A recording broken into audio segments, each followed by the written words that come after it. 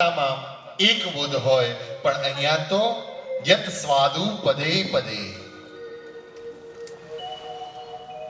યત સ્વાદુ પદે પદે, અને પદે પદમાં, અક્ષરે અક્ષરમાં સ્વાદ છે. ભગવાને ગીતાના વિભૂતિ યોગમાં એમ કહ્યું, અક્ષરાનામ અકારોસ્મિ. એ દરેકે દરેક અક્ષરમાં ભગવાન છે.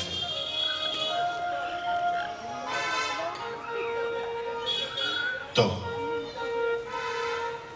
અહીંયા ક્યાંક ગુહ્યાર્થ છે, ક્યાંક ગુઢાર્થ છે, ક્યાંક આધ્યાત્મ છે, ક્યાંક વ્યવહાર છે, ક્યાંક અપરા છે, ક્યાંક પરા છે, ક્યાંક અવરભાવ છે, ક્યાંક પરભાવ છે.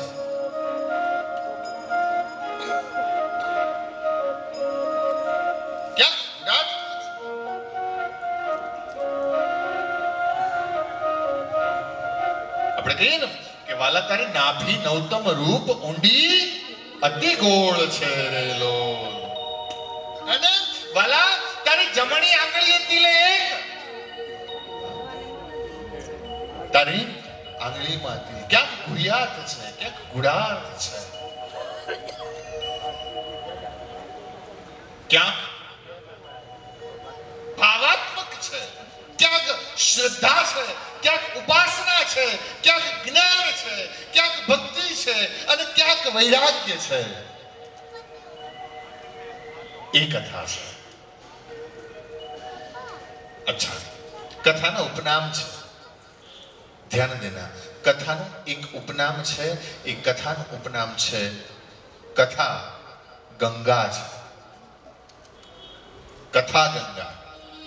અને એટલે ક્યારેક ક્યારેક જ્યારે શરૂઆતમાં બહુ વર્ષો પછી આજે પહેલી વાર યાદ આવ્યું છે. લગભગ 10 વર્ષથી તો હું ગાયો નહીં હોઉં, પણ આજે યાદ આવે છે કે આવો ભાઈઓ, આવો બહેનો, કથા ગંગાના. આવો ભાઈઓ, આવો બહેનો, કથા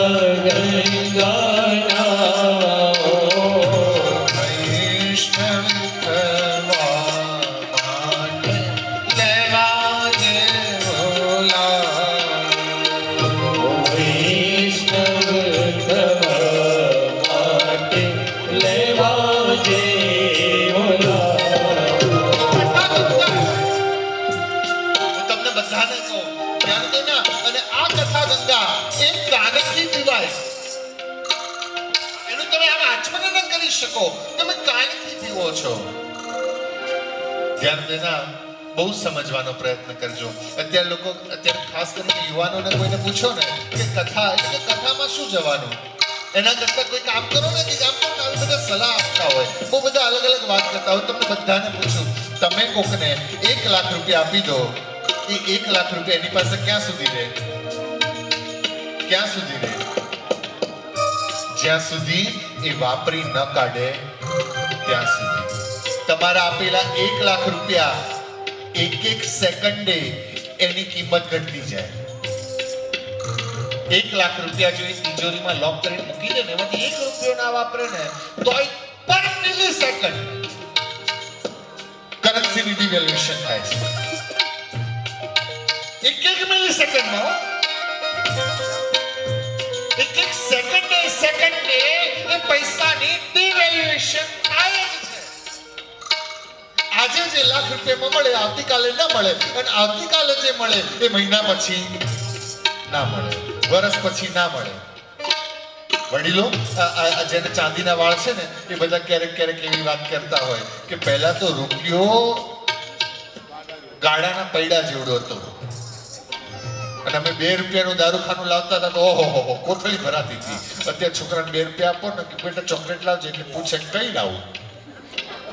પાર્લે 5 રૂપિયાની હતી, કઈ લાવું?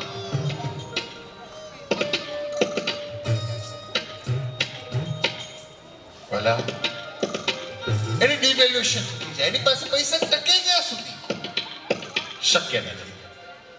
તમે કોકને જમાડો, અચ્છા જમાડવાનું પુણ્ય તો ઘણું બધું છે, પણ એ રહે ક્યાં સુધી? તમે કોકને આજે જમાડ્યું, એ રહ્યું ક્યાં સુધી? એકવાર અહીંયાથી કોળિયો મુકાય ને અહીંયા ઉતર્યો પછી પૂરું. અચ્છા તમે કોકને બીજી કંઈક વસ્તુ આપી, એ ક્યાં સુધી? જ્યાં સુધી એની પાસેથી ખોવાઈ ન જાય, તૂટી ન જાય, ભાગી ન જાય, ચોરાઈ ન જાય, ત્યાં સુધી. પણ તમે કોકને વિચાર આપો ને, તમે કોઈને વિચાર આપો ને, એ વિચાર ક્યાં સુધી? ધ્યાન દેના. ક્યાં સુધી? ક્યાં સુધી? 1 વર્ષ, 2 વર્ષ, 3 વર્ષ?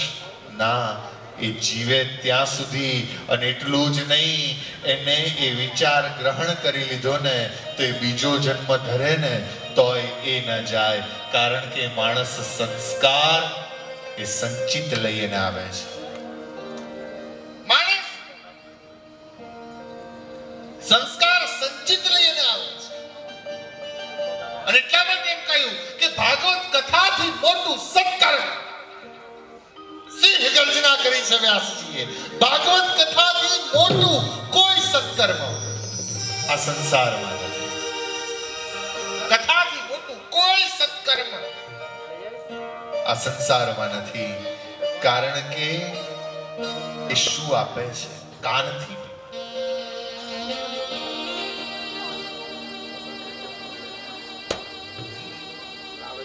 કથાનું ઊંધું શું થાય? શું થાય? થાક. ધ્યાન દેના. પુનરપી જનનમ પુનરપી મરણમ પુનરપી જનની જઠરેશ. પુનરપી રજની, પુનરપી દિવસ, પુનરપી પક્ષ, પુનરપી માસ, પુનરપી જનનમ પુનરપી મરણમ પુનરપી ગર્ભ નિવાસ. જન્મ અને મરણના અનેક ફેરાઓમાં આપણે ફર્યા છીએ. ક્યાંક દુઃખનું આપણને ભાન ક્યારેક હોય, ક્યારેક ન હોય. ક્યારેક સુખમાં, ક્યારેક દુઃખમાં. અને આ બધામાંથી જે થાક્યા હોય ને, એ થાકને ઉતારવા માટે કથા છે. જે થાક છે જન્મ અને મરણના ફેરાનો, ઘણી વખત આપણને ખબર ન પડે. પેલું બહુ દોડી શકે. કેમ દોડી શકે? કારણ કે એને ડ્રગ્સના ઇન્જેક્શન લીધા હોય. અને ડ્રગ્સના ઇન્જેક્શન લીધા હોય ને એટલે એને પોતાના થાકની ખબર ન પડે. એ મોહના, માયાના, વિષયના, વિકારના ઇન્જેક્શનો લઈ અને આપણે હકીકતમાં ફર્યા છીએ. પણ એકવાર એ મોહ માયા, કારણ કે જો એ મોહ માયા, એ વિષય, એ વિકાર જ્યારે ઉતરે ને ત્યારે થાક વર્તાય છે. પછી ગાવું પડે, ઘડપણ કોણે મોકલ્યું. પહેલા શું હતું? પેલા ડ્રગ્સ ઇન્જેક્ટ હતા, વિષયના, વિકારના.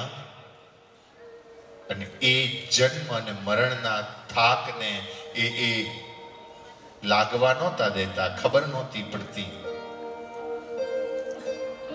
જવાની જવાની અલ્લા નથી રહેવાની. જવાની તો જવાની, એ હકીકત છે. પણ હોય ત્યાં સુધી ભાન પડે નહીં. એ જન્મ અને મરણના ફેરાના થાકને જે દૂર કરે એ કથા છે. અને એટલું યાદ રાખજો, કથા સિવાય દુનિયામાં બધું જ વ્યથા છે. જ્યાં જ્યાં જાઓ ને ત્યાં છેવટે વ્યથા છે.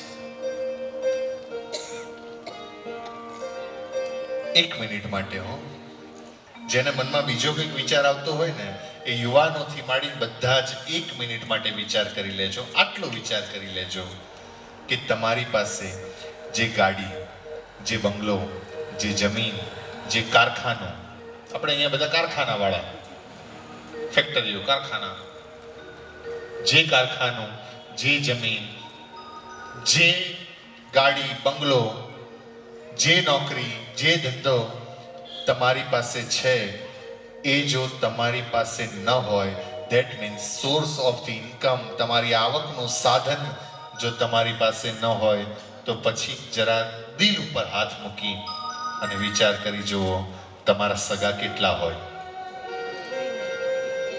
કેટલા હોય? આ હજાર હજાર કંકોત્રીઓ છપાવો છો એટલા? હે? રિસેપ્શનમાં 2,000 2500 રસોડા કરો છો એ? તમે 700-800 રૂપિયાની એક ટાઈમ એક ટંકનું ભોજન કરાવો છો એ કેટલા હોય? કોઈ કોને? અજીવનભાઈ,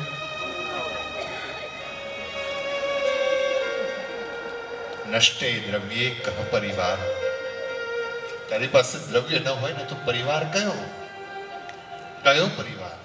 સુસ્કે નીરે કહકા સાર. એકવાર પાણી સુકાઈ જાય પછી કાદવ ન હોય એ નષ્ટે દ્રવ્યે કહ પરિવારો. કાયા જીર્ણ થઈ જાય પછી કહ કામ વિકાર. તારી કાયા સુકાઈ જાય એ તો જવાનીનો જોશ હોય ને ત્યારે કામ અને વિકાર. પણ એકવાર કે કાયામાંથી જોર ગયું પછી કયો કામ?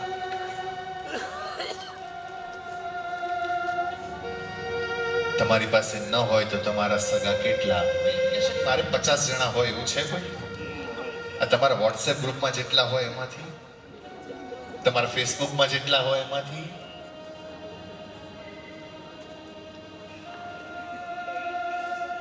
મને એક બેન રડતા રડતા કે મહારાજ કેટલું સહન, એમનો આવડો એવો નાનો દીકરો, એને તેડીને આવ્યા હતા કે આ દીકરા માટે હું કેટલું સહન કરું છું, કેટલું સહન કરું છું. બેન ચોધારા સુઈ રડે. બેનને બહુ દુઃખ હશે. મેં પૂછ્યું બેન તમે શું તકલીફ શું છે? એટલે કે હું ફેસબુક 3 મહિના પછી જોઉં છું. હું ઇન્સ્ટામાં રીલ નથી મૂકતી તે કેટલું સહન કરું છું.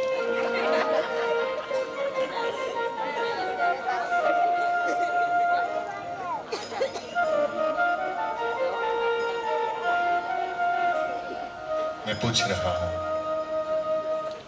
તમારું કોણ?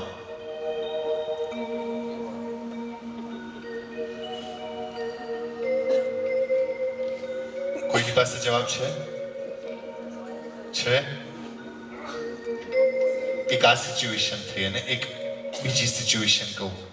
તમારી પાસે કશું ના હોય ને તોય તમારું કોઈ ના હોય, અને તમારી પાસે બધું જ હોય ને તોય તમારું કોઈ ના હોય. કારણ કે ગાડી તમે લાવો, ડીઝલ એ બાળે. સમજાય છે? સમજાયું? ડીઝલ એનું પડે. દુનિયામાં 2 જ વસ્તુ છે. જો તમારી પાસે ન હોય ને તો તમને ઇગ્નોર કરે, અને જો તમારી પાસે હોય ને તો તમારી પર ઈર્ષા કરે. ન હોય ત્યારે ઇગ્નોર થાવ છો, અને હોય ત્યારે ઈર્ષા થાય છે. બાકી છેવટે તો નથી, કોઈ તારું નથી. એ નથી જ, એ હકીકત છે. કોઈ તારું નથી. सुख में तेरे साथ रहेंगे, हर दुख में सब मुंह मोड़ेंगे, हर दुनिया वाले तेरे बनकर तेरा ही दिल तोड़ेंगे, देते हैं भगवान को धोखा, भगवान को धोखा, इंसान को क्या छोड़ेंगे, कसम वादे प्यार वफा सब बातें हैं, बातों का क्या, कोई किसी का नहीं यहाँ पे, झूठे नाते हैं नातों का क्या, कसम वादे प्यार वफा सब बातें हैं बातों का ફેર કહું, કથા સિવાયના દુનિયામાં બધું વ્યથા છે. જ્યાં જોવો ને તે ખરેખર છેવટે તો વ્યથા જ છે. અને આ દુનિયાની અંદર કામ પતાવવું, વ્યવહાર પતાવવો એટલે 100 ઊંટ સુવાડવા જેવું છે. ઘણા લોકો છે ને એમ કે આટલું પતે ને પછી સત્યનારાયણની કથા કરાવું, આટલું પતે પછી સત્યનારાયણની કથા કરાવું, એમ કરતો કરતો એ પતી જાય. પણ સત્યનારાયણની કથા થાય આ દુનિયામાં જ્યાં હું ને તમે સંસારમાં છીએ ને, જ્યાં હું ને તમે વ્યવહારમાં છીએ ને, ત્યાં બધી જ જગ્યાએ હું આ તમે આટલા જ છો એમ નહીં, આટલી ઉપર કૃપા છે ને એટલે બેઠા છો. બાકી બીજા બધા જે છે ને એ બધાનું 100 ઊંટ સુવાડવા જેવું કામ છે. આ 100 ઊંટ સુવાડવા એટલે શું સમજાય છે કહું? હા કે ના તો બોલો. સાંભળજો, 100 ઊંટ સુવાડવા એટલે શું? એક વ્યક્તિ બહુ આળસુ હતો. એક જગ્યાએ કામ માંગવા ગયો અને ત્યાં ગયો એટલે એને શેઠે કીધું, જો તારે બીજું કંઈ કરવાનું નહીં, મારી પાસે 100 ઊંટ છે, એ સૂવે એટલે તારે સૂઈ જવાનું. શું કહે છે? મારી પાસે 100 ઊંટ છે, એ સૂવે પછી તારે સૂઈ જવાનું. આ વ્યવહાર સમજાવું છું આપણો. અને બન્યું એવું કે રાત્રિના 12 વાગ્યા, 60 ઊંટ સૂઈ ગયા, 40 જાગે છે. 60 સૂઈ ગયા હો, 40 જાગે છે. 1 વાગ્યો, 70 સૂઈ ગયા, 30 જાગે છે. 2 વાગ્યા, 80 સૂઈ ગયા, 20 જાગે છે. એમ કરતા કરતા સવારના 6 વાગ્યા, 90 સૂઈ ગયા, 10 જાગે છે. આખી રાત ગઈ. બીજી રાત આવી અને બીજી રાતે એને વિચાર કર્યો કે આજે શું થાય છે. 12 વાગ્યા, 50 સૂઈ ગયા, 50 જાગે છે. વળી પાછા 70 સૂઈ ગયા, 30 જાગે છે. 85 સૂઈ ગયા, 15 જાગે છે. આમ કરતા કરતા 6 વાગી ગયા. ત્રીજી રાત. આજે તો એમ થાય છે કઈ કરતા ઊંઘવા મળે.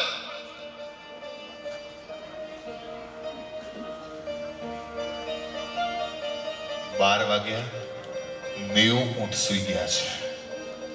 1 વાગ્યો, 92 સૂઈ ગયા. 3 વાગ્યા, 95 સૂઈ ગયા. 4 વાગ્યા, 99 સૂઈ ગયા. એક ઊભો છે. એને એમ થયું કે એક કામ કરું, આ એક જો સૂઈ જાય ને તો મને સુવા મળે. એટલે જે એક ઊંટ ઊભું હતું એનું દોરડું ખેંચ કે સૂઈ જા. દોરડું ખેંચ્યું, એક સૂઈ ગયું, 99 ઊભા થયા. 99 ઊભા થયા. વ્યવહારમાં આમ છે વાલા. એ વાત યાદ જ રાખવાની. એક જ વાત, અકાયામાંથી હંસલો રે ઓચિંતાનો ઉડી જશે આકાશમાંથી હંસલો રે ઓચિંતાનો ઉડી જશે.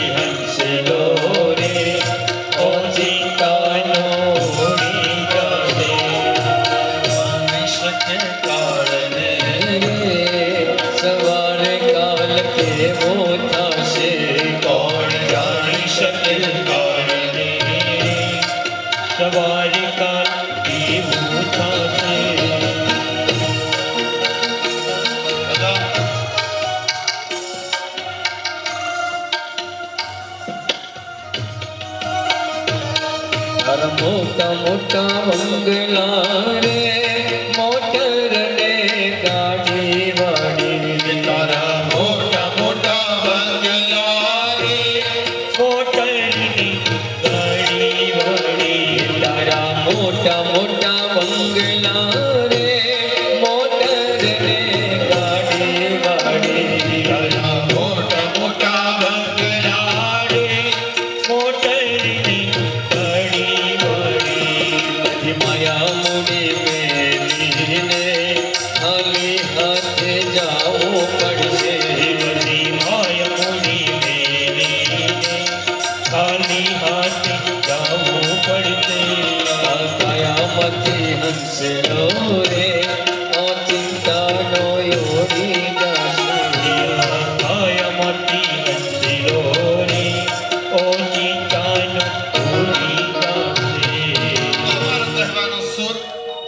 કથા ગંગા છે અને એક ગંગા એ શિવજીની જટામાંથી નીકળી છે.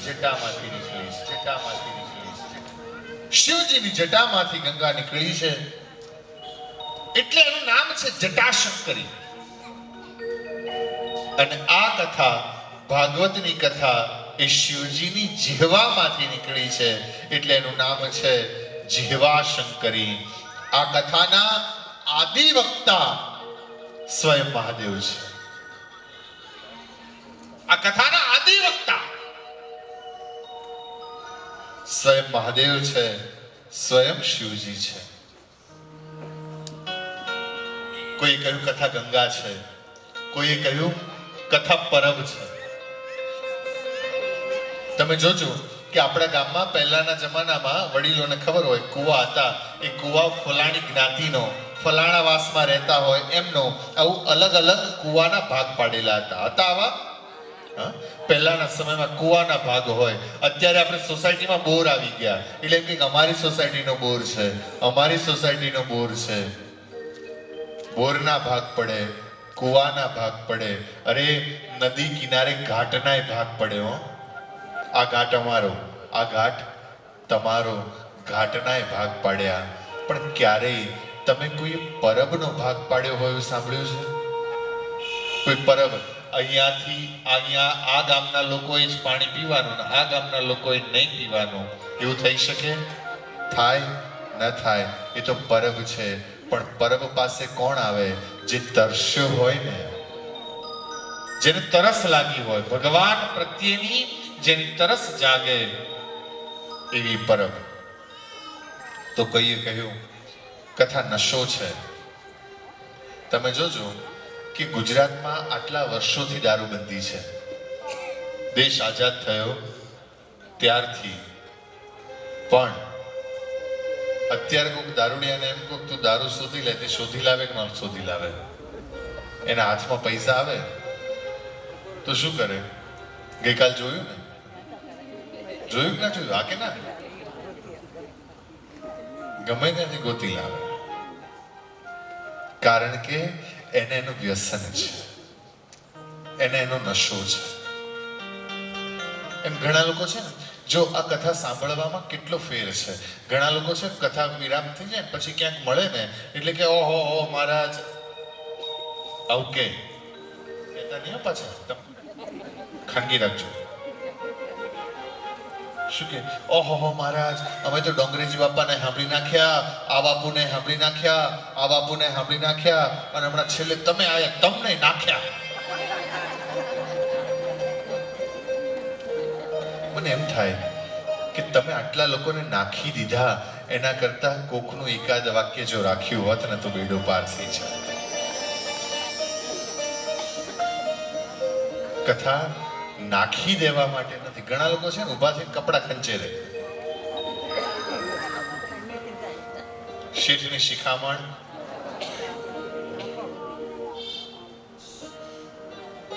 એ કરવાનું છે. જો તમને એમ થાય કે અમે બહુ કથા સાંભળી છે ને એવું થાય ને તમને, તો તમારે સમજવાનું તમે કથા સાંભળી જ નથી. કારણ કે જેણે ખરા અર્થમાં કથા સાંભળી છે ને એને પુનઃ ઈચ્છા થાય છે. મેં તો સાંભળી લીધું છે એમ થાય ને તો સમજવાનું તમે કથા સાંભળી જ નથી. હજી અધૂરા છો, હજી અધૂરા છો, હજી અધૂરા છો. જ્યાં પુનઃ ઈચ્છા થાય તો સમજવાનું કે તમે કથા સાંભળી છે. કથા નશો છે. તો કોઈએ કહ્યું કથા જીવનની પાઠશાળા છે. કેવી રીતે કમાવું ને એ બીજી બધી સ્કૂલો શીખવાડે, પણ કેવી રીતે જીવવું ને એ તો કથા જ શીખવાડે. સાંભળજો, કેવી રીતે કમાવું એ તો બહાર દુનિયામાં ગમે ત્યાં શીખવા મળી જાય. અરે અંગૂઠા છાપ હોય છે ને યુનિવર્સિટી ખોલે છે. પણ કેવી રીતે જીવવું એ કથા શીખવે છે. અને આમ પણ તમે કેટલું જીવ્યા ને એનું કોઈ મહત્વ નથી, પણ તમે કેવું જીવ્યા.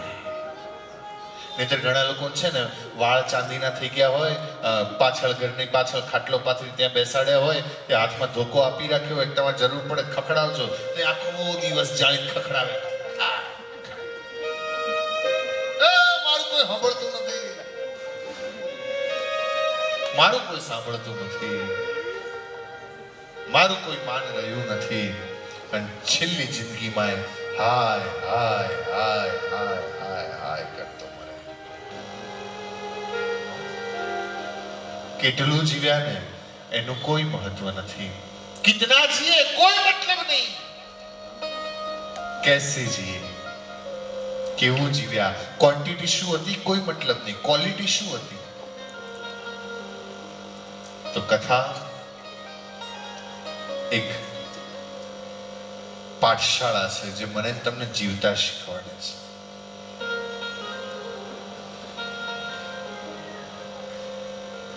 એક બાપે એની દીકરીને છે ને 500 રૂપિયાની નોટ આપી અને પછી કીધું બેટા સાચવીને મૂકી દેજે,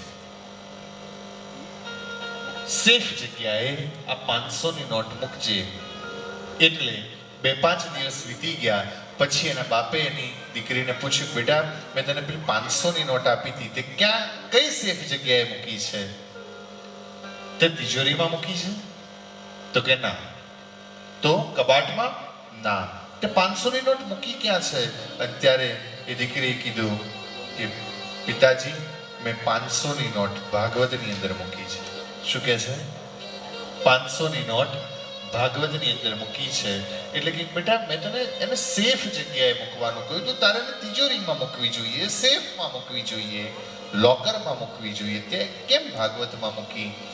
એટલે છોકરીએ બહુ સરસ જવાબ આપ્યો જે મારે તમારે સમજવાનો છે. એણે કહ્યું કે પપ્પા જે ચોર હશે ને એ ભાગવત ખોલશે નહીં, અને જે ભાગવત ખોલશે એ ચોર રહેશે.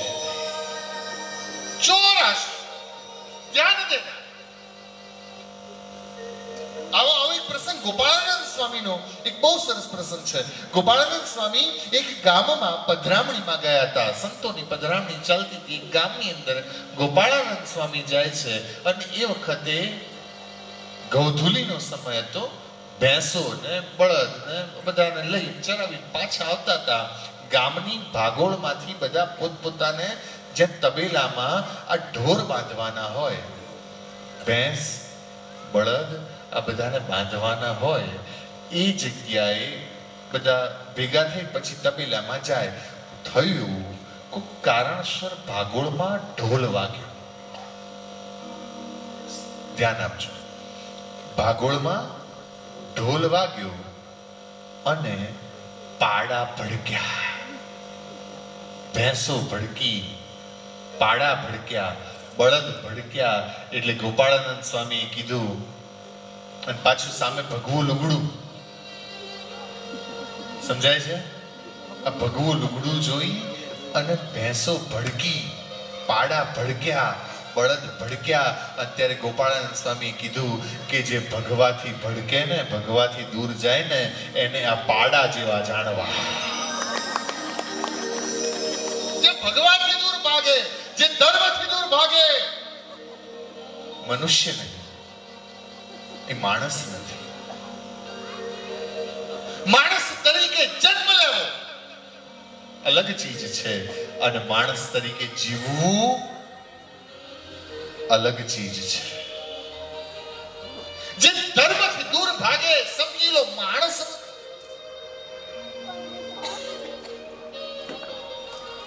ધર્મ માટે પ્રહલાદે પિતાને છોડ્યા, હા કે ના? ધર્મ માટે પ્રહલાદે પિતાને છોડ્યા. ધર્મ માટે બલિરાજાએ ગુરુને છોડ્યા. ધર્મ માટે ભરતે માં છોડી.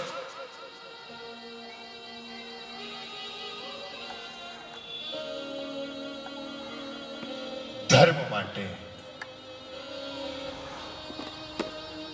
નરસિંહ મહેતાએ પત્ની છોડી. જલારામ બાપાએ પત્ની છોડી. નરસિંહ મહેતાએ તો કહી દીધું ભલું થયું, ભાગી જંજાળ.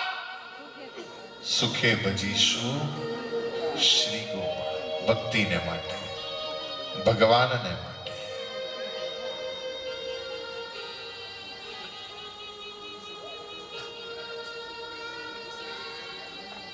વીરપુરનો જોગી જલ્યાણ ધર્મને માટે પત્નીને છોડી. અને દુનિયામાં ત્રણ વસ્તુ આ નહીં સમજાય ને તો કથા નહીં સમજાય. અને એટલા માટે કહી રહ્યો છું, બહુ ધ્યાનથી સમજજો. આ દુનિયામાં ત્રણ વસ્તુ દુર્લભ છે. મનુષ્યત્વ, પહેલામાં પહેલું માણસ હોવું દુર્લભ છે. ધ્યાન દેના, આ એક નાક, બે આંખ, બે કાન, બે હાથ, બે પગ, આવું મનુષ્ય હોવું. એ મનુષ્ય બનવા માટે, આ માણસ બનવા માટે આપણે 83,99,999 વખત જન્મ અને મરણના ફેરામાંથી પસાર થવું પડે, ત્યારે એક અવતાર મનુષ્યનો મળે છે. બેનો નહીં, પેલું વંદો જોઈને સોફા પર ચડી જાય. તું ગયા જન્મમાં વંદો જ હતી. કે બારણું ખોલે અને પેલી ગરોળી ફરતી હોય.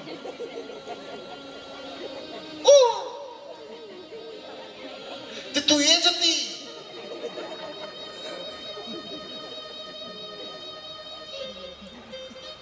વાલોર સમારતા સમારતા, વાલોર સુધારતા અંદરથી ઈયળ નીકળત કે ઈયળ નીકળત કે મને ચિત્રી ચડે કે તું એ જ હતી. કઈક અવતાર ધરી લીધા.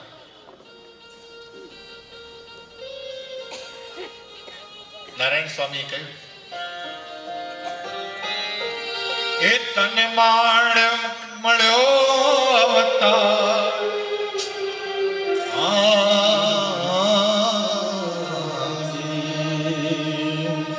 એ તને મળ્યો મનુષ્ય અવતાર,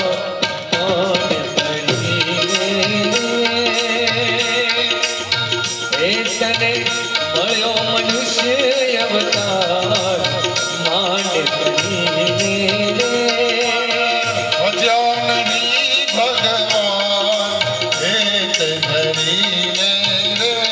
તો ભજ્યા નહીં ભગવાન, હેત કરીને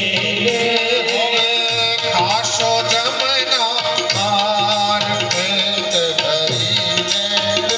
એ હવે ખાસો જમના પેટ ભરીને રામ નામ સંભાર હેત ધરીને.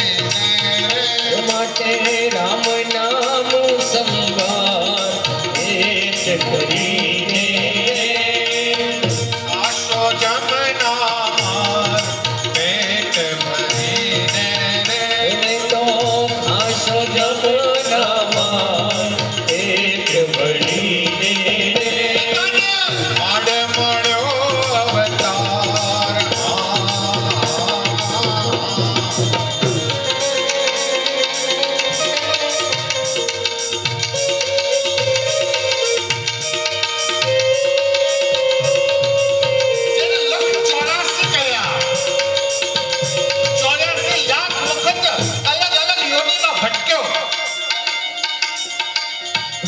પછી તો મનુષ્ય થયો.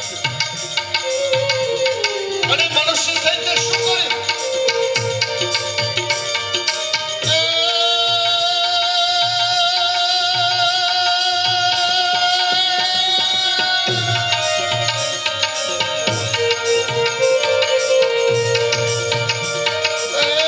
કૃષ્ણ દામ જામની માં જારી કરી જામની મત ખૂબ વે ખોઈને.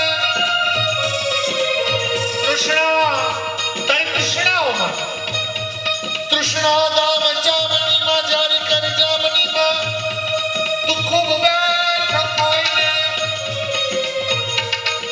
ખાય ખાય ખલક તન ખોલીન ખાય ખાય એ નખ ખાય નેણ ખાય આ તારું જીવ તર જાય જળ વયું જાય નહીં.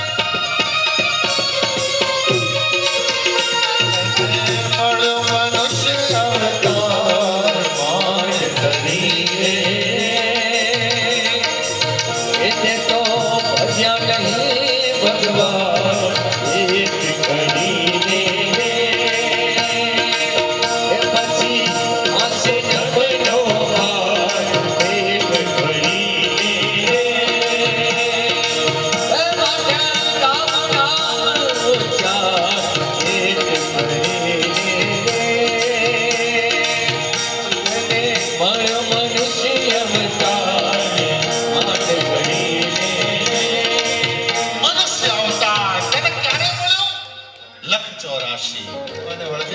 ઝાડને અંદરથી ખોતરતી જાય, ખોતરતી જાય, ખોતરતી જાય, આખું ઝાડ પોલું થઈ જાય.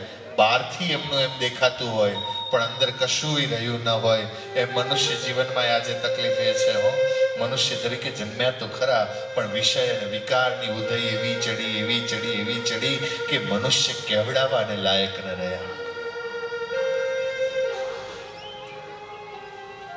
મનુષ્ય તરીકે જન્મ તો લીધો પણ મનુષ્ય તરીકે જીવ્યા ખરા?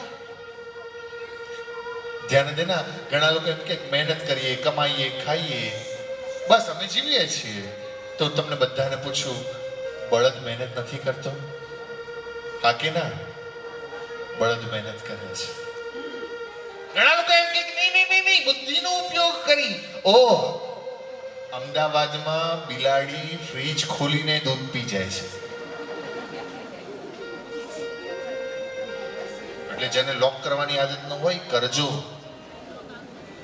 તમે જો બિલાડીએ દબાતા પગે આવવું, કોઈને ખબર ન પડે એમ એ દૂધ પીને જતી રહે. બુદ્ધિ તો એને એક શિયાળામાં પણ બુદ્ધિ તો હોય છે. અરે કૂતરાને તમે 2 વખત હાઈડ કરો ને એટલે જતું રહે. તમે એને 4-5 દિવસ હાઈડ કરો ને એટલે છઠ્ઠે દાડે એ તમારા ઘર તરફ ના આવે. બુદ્ધિ તો એનામાં પણ છે. અચ્છા, ક્યારેક કરી જોજો. કૂતરાને છે ને તમે બટકું નાખતા હોય ને તો વધારે નાખો. એ ખાઈ જાય, વળી પાછું નાખો. એ ખાઈ જાય, વળી પાછું નાખો. એ ખાઈ જાય. એમ કરતા કરતા કૂતરું ધરાઈ જાય અને પછી તમે એને સારું રોટલાનો ટુકડો નાખશો ને તો કૂતરું એ ખાઈ નહીં શકે ને તો શું કરશે? એ રોટલાને લઈ જશે કે ખાડો કરશે, રોટલાને નાખી ઉપર માટી વાળી દેશે. જ્યારે ના મળે ત્યારે કામમાં આવશે. આ ભેગું કરતા તો કૂતરાને આવડે છે. ભેગું કરતા તો કૂતરાને આવડે છે. તમે કીડીઓને જોજો. કીડી છે ને એના કરતા 10 ગણા વજનનો ચોખાનો દાણો હોય. કીડી કરતા 10 ગણા વજન જેટલો દાણો એ કીડી ઉચકી શકે છે અને બધી ભેગું કરી અંદરમાં એ ભેગું કરે છે. કીડીઓને ભેગું કરતા તો આવડે છે.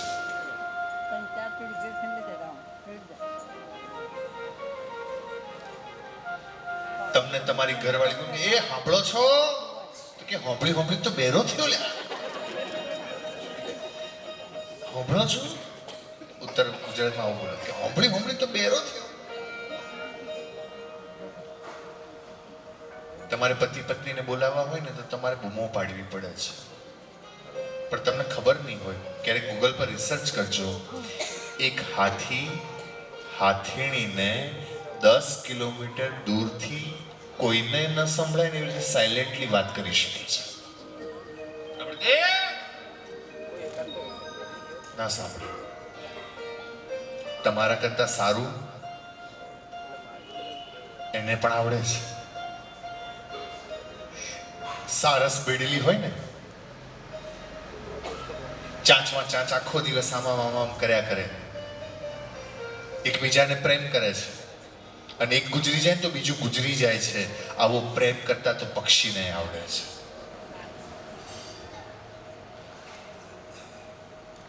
તો પછી મનુષ્ય જીવનમાં અને પશુના જીવનમાં ફેર શું?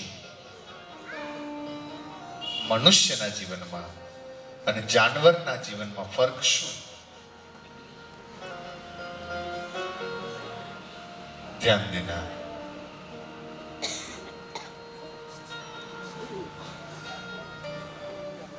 આપણે ત્યાં કહ્યું, હું માનવ થાવ તો ઘણું, હું માણસ થઉં. મનુષ્ય થયા પછી બીજું જો દુર્લભ કઈ હોય ને તો મુમુક્ષત્વ છે. દુર્લભમ ત્રયમેવ દેવાનુગ્રહ હેતુકમ મનુષ્યત્વમ મુમુક્ષત્વમ મહાપુરુષ સંશ્રય એમ કહ્યું છે. બીજું જો દુનિયામાં કઈ દુર્લભ હોય ને તો એકવાર માણસ થયા પછી મુમુક્ષત્વ આવવું. મોક્ષની ઈચ્છા, કારણ કે ક્લબની ઈચ્છા તો બધાને જાગે. બીજું કઈ હોટલ રેસ્ટોરન્ટની ઈચ્છા તો બધાને જાગે. એક મૂવીની ઈચ્છા તો બધાને જાગે. મુમુક્ષત્વની ઈચ્છા, મોક્ષની ઈચ્છા. મારે ફરી જન્મ અને મરણના ફેરામાં નથી પડવું. બહુ ધ્યાનથી સમજવાનો પ્રયત્ન કરજો. એક રાજા હતા. એ રાજાએ જાહેરાત કરી, આજે મારો જન્મદિવસ છે, જે વાગે એને આપી દઈશ. પહેલા કેદખાના આગળ ગયા એટલે કે બોલ ભાઈ તારે શું જોઈએ છે? એટલે કે મહારાજ આ સોનાના સળિયા કરાવી દો. મહારાજ કે તથાસ્તુ. એના સળિયા સોનાના કર્યા. રાજા બીજા કેદખાના આગળ જઈને કે બોલ ભાઈ તારે શું જોઈએ છે? એટલે કે અહીંયા ધોળાઈ દો. રાજા કે તથાસ્તુ. ત્રીજા આગળ ગયા, બોલ તારે શું જોઈએ છે? એટલે કે રોજ માટલું બદલાય એવું કરો. રાજા કે તથાસ્તુ. ચોથા આગળ ગયા, તારે શું જોઈએ છે? એટલે કે મને ગાદી તકિયા જોઈએ છે. કોઈએ ચાંદી માંગ્યું, કોઈએ સોનું માંગ્યું. એમ કરતા કરતા રાજા છેલ્લા કેદખાના આગળ ગયા. બોલ ભાઈ તારે શું જોઈએ છે?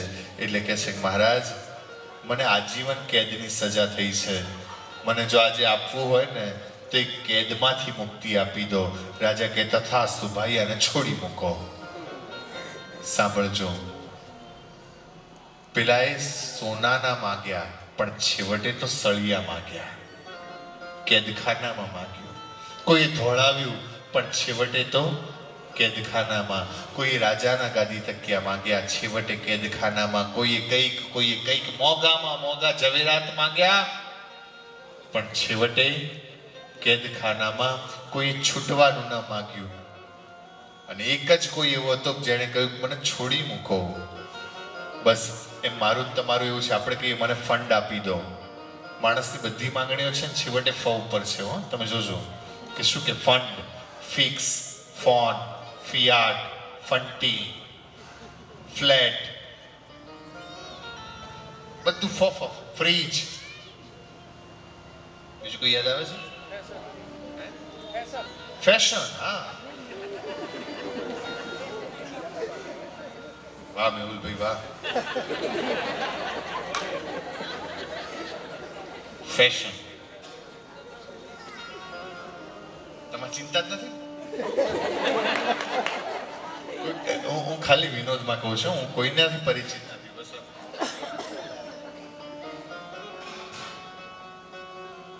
Fashion, fund, fix, phone, Fiat, ફંટી, ફેશન. આ બધું કરવામાં ફ ભેગું કરવું છે. અને ફ ભેગું કરવામાં ફે થઈ જાય છે. ફ ભેગું કરવામાં ફે થઈ જાય.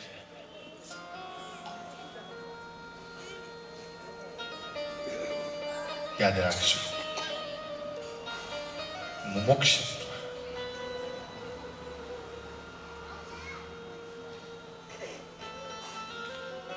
રવિ ભાણ આમાંથી કોઈ જગ્યાના દર્શન કર્યા હોય તો એ લોકોને ખબર હોય. ભાણ સાહેબ ભજન ગાવા માટે જતા હતા. બહુ સમજવાનો પ્રયત્ન કરજો. ભાણ સાહેબ ભજન ગાવા માટે જતા હતા અને એમની સાથે જે ભજન મંડળી હતી એને જે તે સમયે ભાણ ફોજ એવું કહેવાતું હતું. ભાણ ફોજ એમ કહેતા હતા. ભજન મંડળી એનું નામ ભાણ ફોજ. આ ભાણ ફોજ થરાના રાજાને ત્યાં ભજન ગાવા માટે જાય છે. બહુ ધ્યાનથી સમજવાનો પ્રયત્ન કરજો. થરાના રાજાને ત્યાં, રાજવીને ત્યાં ભજન ગાવા માટે જાય છે. રાત્રે ભજન ગાયા. સવારે રાજાએ, વાઘેલા રાજાએ ભાણ સાહેબને એમ કીધું કે ભાણ સાહેબ તમે કહો એ તમને ભેટમાં આપું. અને કહ્યું કે મારે બીજું કાંઈ નથી જોઈતું પણ તમારા કુંવર મને સાધુ કરવા આપો. શું કહે છે? તમારા કુંવર એને સાધુ કરી દઉં, એને સાધુ કરવા માટે આપો.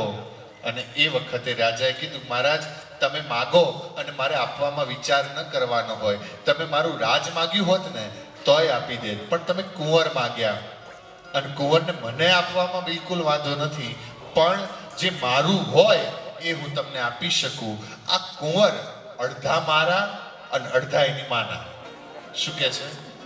કુંવર અડધા મારા અને અડધા એની માના કહેવાય. કારણ કે મારો જેટલો પિતા તરીકે હક લાગે એટલો જ મા તરીકે એની માનો હક લાગે. એટલે રાણી સાહેબ જો કહે તો કુંવર તમને સાધુ કરવા આપું. એ વખતનો સમય રાણી ઓઝરમાં રહેતા હતા. ઓઝર એટલે સમજાય છે બધાને? પડદામાં રહેતા હતા. રાણી ઓઝરમાં રહેતા હતા અને એ વખતે રાજાએ એ દિશામાં અવાજ કરી કીધું કે તમારો શું જવાબ છે? દીકરાને માંગે છે સાધુ કરવા, કુંવરને સાધુ કરવાનું કે છે, તમારો શું જવાબ છે? આ તો દીકરો માંગ્યો. અને એ વખતે રાણીએ ભાણ સાહેબની આગળ અવાજ કર્યો. પડદામાં રાણી બોલે છે, ભાણ સાહેબ, મારો દીકરો અબ ઘડી સાધુ કરવા આપી દઉં, પણ એક વચન આપો તો આપું. સાંભળજો. અબ ઘડી એક પલકાર, આંખનો પલકાર થાય ને એટલી વારે મારે વિચાર કરવાની જરૂર નથી. મારો દીકરો સાધુ કરવા માટે આપી દઉં, પણ એક વચન જોઈએ છે.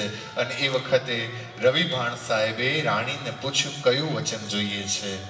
અત્યારે કીધું કે મારે વચનમાં ભાણ સાહેબ એટલું જ જોઈએ છે કે મારા પછી મારા દીકરાની કોઈ જનેતા ન થવી જોઈએ. સમજાય છે? મારા પછી મારા આ દીકરાની કોઈ જનેતા ન થવી જોઈએ, એટલે એના મોક્ષ સુધીની જવાબદારી તમે જો લેતા હોવ તો હું મારા દીકરાને સાધુ કરવા આપી દઉં. મારા પછીની કોઈ જનેતા ન થાય, એ જન્મ અને મરણના ફેરામાં ન પડે. આ મુમુક્ષત્વની ઈચ્છા. કારણ કે જે વિષય અને વિકારમાં છે એને તો અહીંયા સુખ દેખાશે, પણ જેને વિષય વિકાર નથી એને તો પછી મુક્તિ જ. મુક્તિનો ચાહક છું, મને બંધન નથી ગમતા. મોક્ષની ઈચ્છા જાગે અને બધાને ન જાગે. સિંહણનું દૂધ હોય ને એ તો સિંહણના સૂતને જ પચે. સિંહણના દૂધ માટે એક યોગ્ય પાત્ર જ હોવું જોઈએ, સોનાનું જ પાત્ર હોવું જોઈએ, નહીતર લોઢાને તો સિંહણનું દૂધ ફાડી નાખે. એમ મુમુક્ષત્વ. અને પછી કહ્યું ત્રીજું મહાપુરુષ સંશ્રય. એક ઘડી આધી में बुनियाद, तुलसी संगत साधु की कटे कोटि अपराध. महापुरुष संश्रय, सत्संग. જેના ભાગ્ય જાગ્યા હોય, જન્માંતરે ભવે પુણ્યમ. જ્યારે જન્મ અને જન્માંતરના તમારા પુણ્ય ખીલે ત્યારે ભાગવત કથા તમે સાંભળી શકો. બાકી તમે અહીંયા બેઠા હો તોય ન સાંભળી શકાય. એક શેઠ કે કહો કથા સાંભળીને વાત કઈ મોટી, હમણાં રૂપિયા ખર્ચું એટલે મહારાજ આવી જાય તો ખર્ચ્યા. સાંભળજો. અને પછી આપણે જેમ પેલું પોથીયાત્રા કરીને એમ એણે કાઢી અને બહુ મોટા મહારાજ અને બહુ મોટી પોથીયાત્રા અને પછી ફટાકડા ફોડતા હતા. સાંભળજો. એણે શું કીધું કે મારી જોડે રૂપિયા હોય એટલે કથા. ધ્યાન દેના. એમાં ફટાકડા છોકરાઓ આગળ ફોડતા હતા. છોકરો જે ટીખળીયો હતો એના હાથમાં ફટાકડો આવ્યો, સુતળી બોમ્બ. અને એણે એ સુતળી બોમ્બ આ શેઠની આજુબાજુમાં ક્યાંક ફોડ્યો. સુતળી બોમ્બ ફૂટ્યો, શેઠની કાનમાં ધાક પડી ગઈ. 7 દિવસ કથા ચાલી, બધા વખાણ કરે કે બહુ મજા આવે છે, બહુ મજા આવે છે. 7 દિવસ કશું સંભળાય જ નહીં. અને પછી કથા વિરામ થઈ, વળી પાછા પોથીયાત્રા કાઢી ઘેરે જતા હતા ત્યાં વળી પાછા છોકરાઓ ફટાકડા ફોડે. એમાં પેલો ટીખળિયો વળી પાછો બોમ્બ ફોડ્યો, કાનની ધાક ખુલી ગઈ.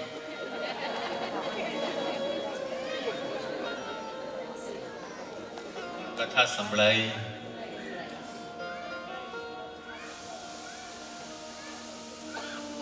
એ તો ભાગે રે મળ્યો.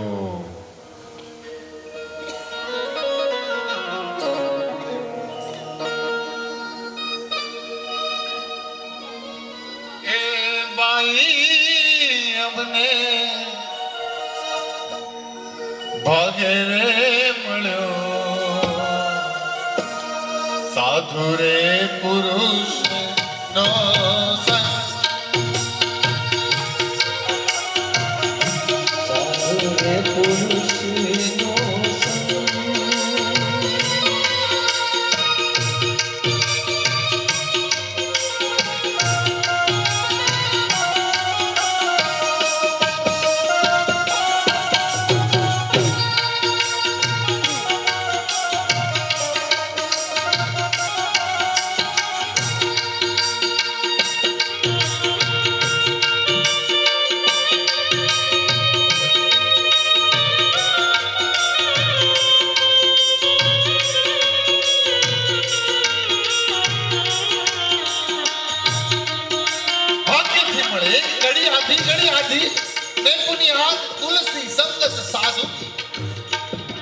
કોટી અપરાધ. અને એક વાત યાદ રાખજો, જે દેવતાઓને નથી મળતું ને એ મનુષ્યને મળે છે. દેવતાઓને નથી મળતું. શાસ્ત્ર એમ કે છે દેવ યોની કરતા પણ મનુષ્ય યોની શ્રેષ્ઠ છે. દેવ યોની એ ચાંદી જેવી છે અને મનુષ્ય યોની એ લોઢા જેવી છે. હવે તમે મને કહો લોઢાની કિંમત વધારે હોય કે ચાંદીની કિંમત વધારે હોય? શેની કિંમત વધારે હોય? ચાંદીની વધારે હોય ને. તો કયું? દેવ યોની ચાંદી જેવી અને મનુષ્ય યોની લોઢા જેવી. તો એ દેવ યોની કરતા પણ શ્રેષ્ઠ મનુષ્ય યોની છે. તો કે આમ એક બાજુ ચાંદી કહો છો, લોઢું કહો છો અને પછી દેવ કરતા ઉચ્ચ, એવું કેવી રીતે? તો કહે સત્સંગ પારસમણી છે અને પારસમણીનો સ્પર્શ થાય ને તો લોઢું સોનું બની જાય પણ ચાંદી સોનું બને નહીં.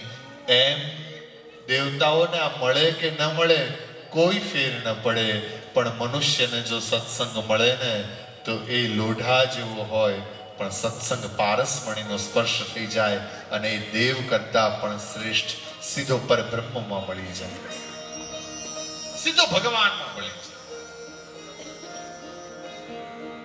કોઈ કહ્યું કથા ઔષધિ છે, દવા છે. આવો હું હરી કથા હવે સદમતિ શ્રોતા જે સાંભળે હરિ કથા હવે આવ્યો. સદમતિ શ્રોતા જે સાંભળે સાંભળતા સુખ ઉપજે તાપ તન નારે સાંભળતા સુખ ઉપજે તાપ તન નારે હરિ કથા હવે આવ્યો. સદમતિ શ્રોતા જે સાંભળે સાંભળતા સુખ ઉપજે તાપ તન નારે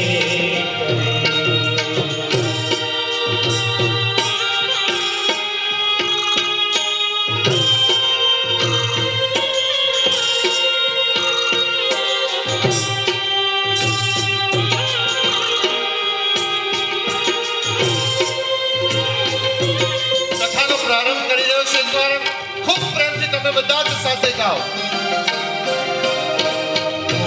હરિ કથા હવે આવ્યો.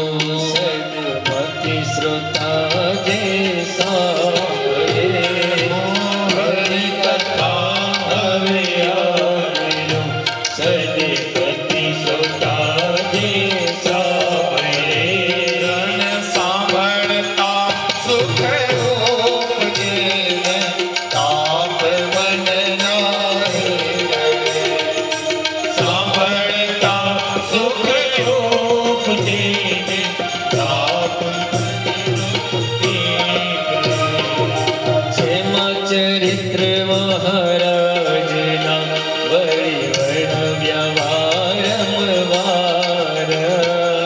જેમાં ચરિત્ર શ્રી હરિના વળી વર્ણવ્યા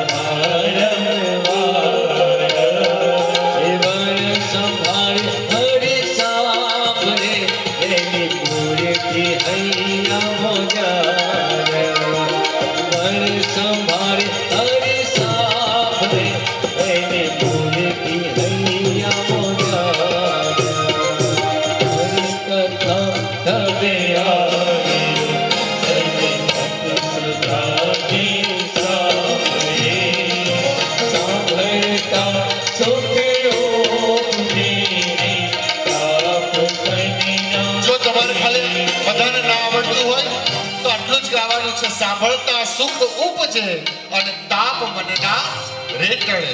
સાંભળતા સુખ ઉપજે ને તાપ તાપ મનના એકરે